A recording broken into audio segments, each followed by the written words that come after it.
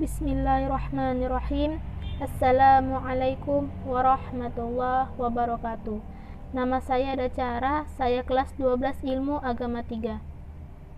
Tujuan saya membuat video ini adalah untuk memenuhi syarat-syarat ujian usul fikih yang berjudul Al-Hakim, Mahkum Bih, dan Mahkum Alaih.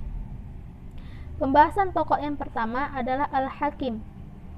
Kata hakimah secara etimologi berarti orang yang memutuskan hukum. Dalam istilah fikih, hakim adalah orang yang memutuskan hukum di pengadilan yang maknanya sama dengan qadhi. Menurut syar'i, hakim adalah titah Allah yang berhubungan dengan tingkah laku orang mukallaf dalam bentuk tuntutan, pilihan berbuat, dan ketentuan-ketentuan. Ulama usul sepakat bahwa pembuat hukum adalah Allah Subhanahu wa taala sebagaimana firman-Nya dalam Quran surah Al-An'am ayat 57. Bismillahirrahmanirrahim. Innil hukmu illallah. Sesungguhnya tidak ada hukum kecuali bagi Allah.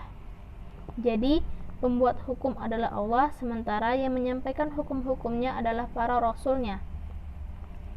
Mayoritas ulama membagi hukum menjadi dua bagian, yaitu hukum takhlifi dan hukum wada'i.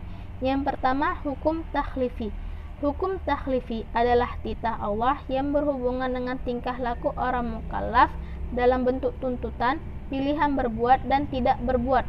Contohnya, wajib puasa, sholat, zakat, dan sebagainya, serta haram meminum khamar, judi, dan sebagainya.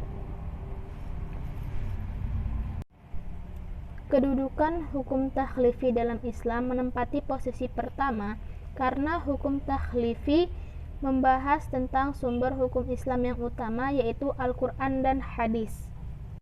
Ada beberapa fungsi hukum takhlifi dalam konsep hukum Islam, yaitu tuntutan untuk meningkatkan ketakwaan kepada Allah Subhanahu wa taala, meninggalkan segala larangannya, dan mematuhi segala perintahnya.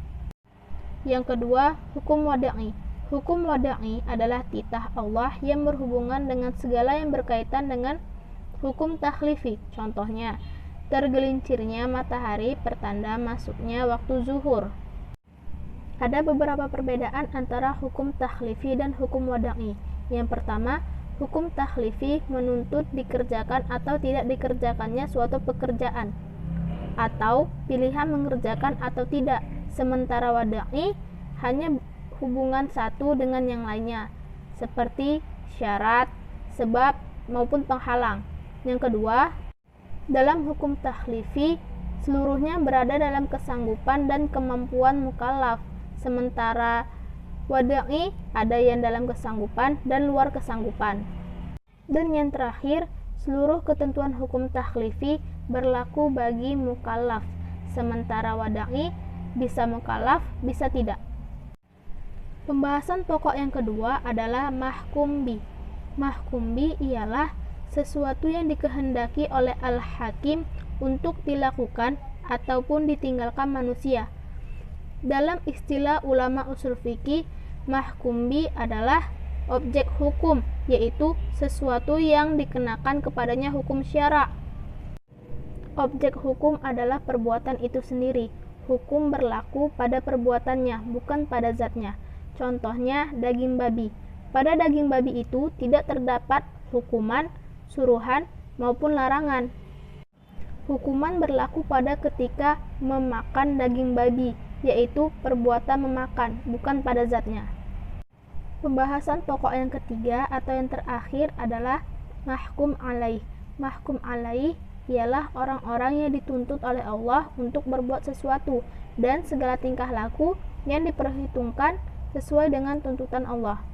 Dalam istilah usul fikih, mahkum alaih adalah subjek hukum atau orang-orang yang dibebani hukum, atau dalam istilahnya mukallaf. Jadi, mahkum alaih adalah sesuatu yang diberlakukan kepadanya hukum. Demikianlah materi yang dapat saya sampaikan. Lebih dan kurang saya mohon maaf. Wabillahi taufiq wal hidayah. Wassalamualaikum warahmatullahi wabarakatuh.